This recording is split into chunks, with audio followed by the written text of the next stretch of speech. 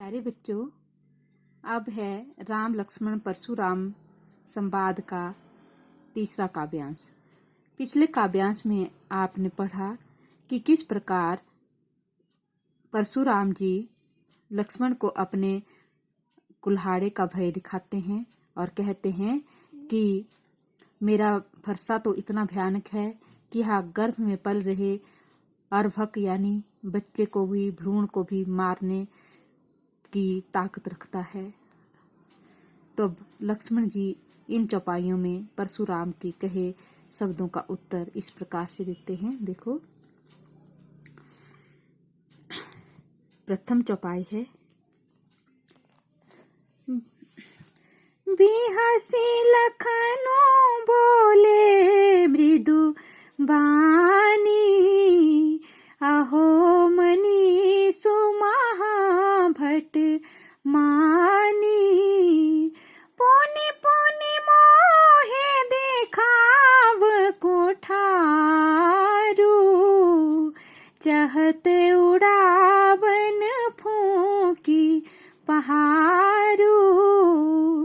बिहसी लखनऊ, बिहसी हंस करके, लखनऊ लक्ष्मण जी बोले, बोलते हैं, मृदु बानी, मृदु कोमल बानी, बाणी में लक्ष्मण जी हंस करके लेकिन कोमल बाणी में कहते हैं, अहो मुनीसु महाभट मानी, अहो अरे मुनीसु मुनि, महाभट महायोद्धा मानी मानता है, अरे यह मुनि तो अपने आप को महायोद्धा मानता है।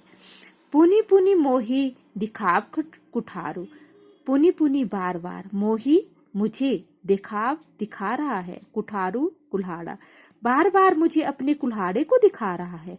चहत उड़ावन फूंकी पहाड़ू, चहत चाहता है, उड़ावन उड़ाना, फूंकी फूंक से, पहाड़ू पहाड़, ये तो फूंक से पहाड़ को उड़ाना चाहता है, अर्थात उसने हमें कोई साधारण क्षत्रिय समझ रखा है।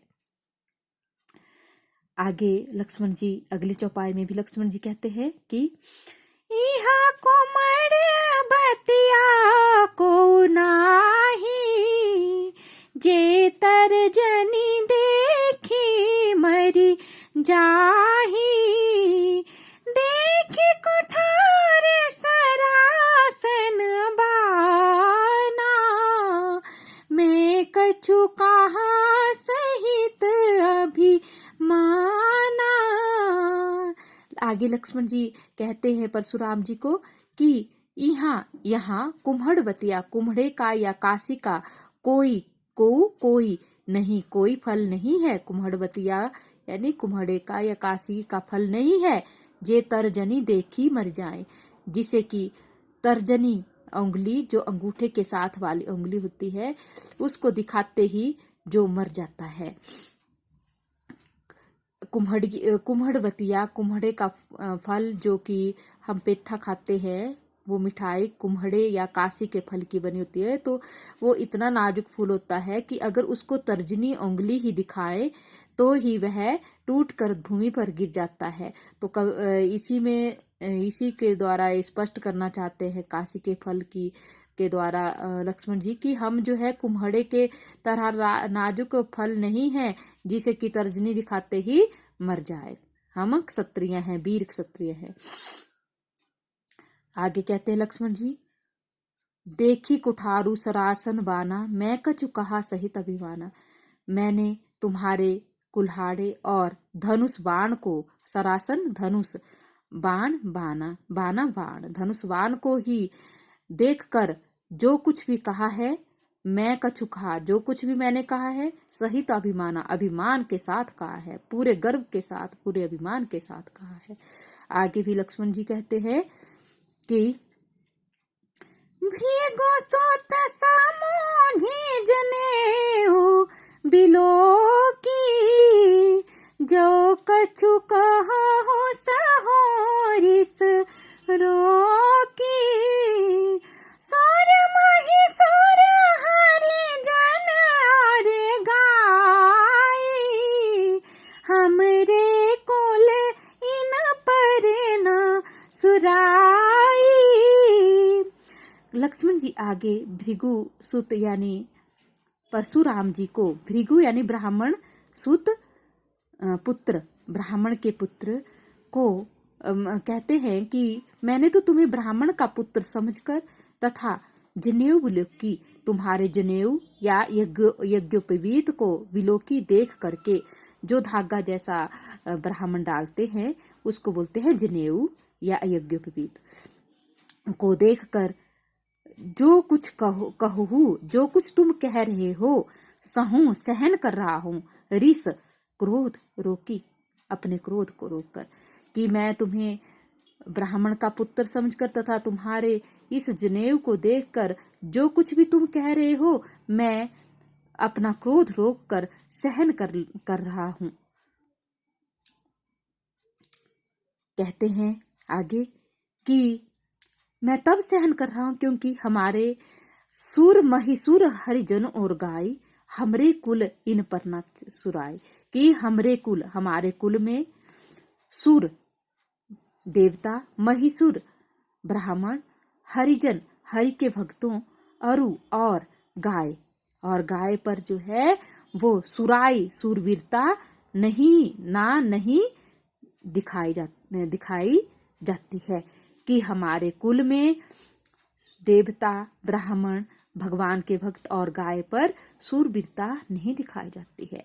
क्यों नहीं दिखाई जाती? अगली चौपाई में लक्ष्मण जी कहते हैं, देखो, बधे पापो आपकी रति हारे, मारत हूँ पाप रिय तुम्हारे, कोटि कुलिस समा बचनु तुम्हारा, व्यर्थ धरहु धनवान कुठारा। क्योंकि बधे पापू अपकीर्ति हारे, क्योंकि इनको मारने से ब्राह्मण, देवता और हरि के भक्तों तथा गाय को मारने से, बधे मारने से पाप लगता है। अपकीर्ति, अपयश, हारे, और अगर हम इनसे हार जाएं तो हमें अपयश की प्राप्ति होती है, अर्थात हमारी बेइज्जती होती है।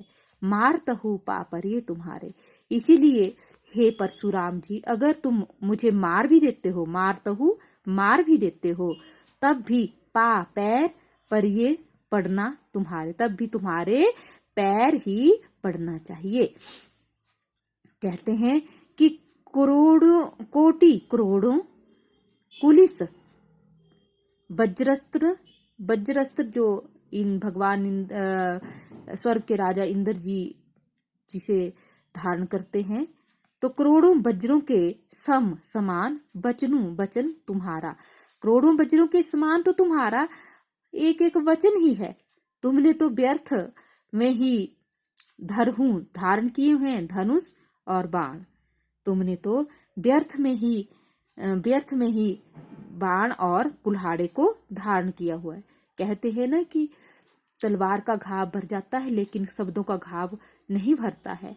तो तभी लक्ष्मण जी यही उक्ति यहाँ पर चरितार्थ हो रही है कि तुम्हारा तो वचन ही करोड़ों वज्रों के समान है, तो तुमने तो धनुष और बाण जो है, धनुष बाण और कुल्हाड़ा व्यर्थ में ही धारण कर रखा है।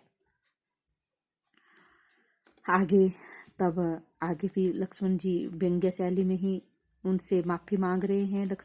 परशुराम जी से क्या कह रहे हैं कि दोहा छंद में, जो बिलो की अनुचित कहियो, क्षमहु महामुनि धीर, सुनि सरोस भृगुवंश मणि, बोलेगी राघव भी। अब आगे लक्ष्मण जी व्यंग्य में ही उनसे माफी मांग रहे हैं कि जो बिलोकी, अगर मैंने तुम्हारे इन धनुष बाण और कुठार को देख करके, बिलोकी देख करके, जो यानी जो इनके लिए लगा है अस्त्रों के लिए, अगर मैंने इनको देखकर तुमसे कुछ अनुचित कहा दिया हो, तो हे धीर मुनि, महामुनि धीर, हे धैर्यवान मुनि, क्षम हूं, मुझे क्षमा कर दो। अब इतना कहने के बावजूद बाद अब लक्ष्मण जी व्यंग्य में ही उनसे क्षमा मांगने लग जाते हैं। सुनी सरोस भृगुवंश मणि, बोले गिरा गंभीर। ऐसा सुन करके सरोस क्रोध सहित, सरोस क्रोध सहित, रोष का अर्थ होता है क्रोध और स लगने से क्रोध के सहित, भृगुवंश मणि, भृगुवंश मणि भृगु वंश के मणि यानी परशुराम जी बोले गिरा गंभीर, गिरा होता है वाणी, अब गंभीर वाणी में कहने लगते हैं, क्रोध से भरकर गंभीर वाणी में कहने लगते हैं जब उन्होंने लक्ष्मण के ये सारे वचन सुने। तो इसमें काव्य सौंदर्य की दृष्टि से अवधी भाषा का प्रयोग किया है तुलसीदास जी ने। रामचरित के बालकांड से लिए गए हैं। पुनि पुनि में पुनि शब्द 2 बार आने से यहाँ पुनरुक्ति प्रकाश अलंकार है। कोटि कुलिस में अनुप्रास अलंकार है, कोटि में भी क आया, कुलिस में भी क आया, तो 2 बार एक अक्षर की आवृत्ति से यहाँ अनुप्रास अलंकार है। सम तुलना की गई है, तो वचनों से कुलिस की यानी वज्रस्त्र की तुलना की गई है, तो यहाँ पर उपमा अलंकार है। धनु धरहु धनु में अनुप्रास अलंकार है, ध अक्षर की आवृत्ति से। स्वर मैत्री अलंकार है, चौपाई छंद है और दोहा छंद है। भाषा बड़ी सरल और मधुर है, गेयता का गुण इसमें विद्यमान है। धन्यवाद।